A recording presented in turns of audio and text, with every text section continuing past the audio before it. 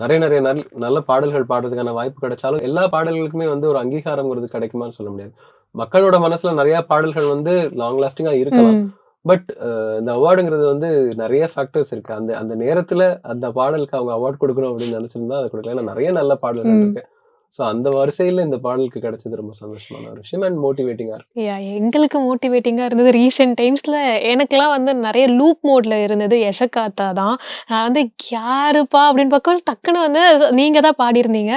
Okay எனக்கு loop மோட்ல ஓடிட்டே இருந்தது. இவ்ளோ அந்த சாங் வந்து ட்ரெண்ட் ஆகும்னு எக்ஸ்பெக்ட் பண்ணீங்களா பாடுறப்ப? இந்த சாங் எப்படி வந்து உள்ள வந்தீங்க? லைக் என்ன ஏதாவது ஸ்டோரீஸ் இருக்கா அதுக்கு பின்னாடி? எந்த ஒரு பாடலுமே வந்து அதோட அவுட்புட்ட பேஸ் பண்ணி ரெக்கார்ட் பண்றது கிடையாது. அந்த ம். பாட்டு பண்ணும்போது எல்லா பாட்டுக்குமே ஒரே மாதிரியான ஹார்ட் ஒர்க் அண்ட் எஃபர்ட் போட்டு தான் பண்றது. அண்ட் இந்த பாடல் பொறுத்தவரைக்கும் பாட்டு ரொம்ப அழகான ஒரு பாட்டு. எஸ். மை லார்ட் படத்துல ஷான் ரோல்டன் அவருடைய எஸ். இசையில.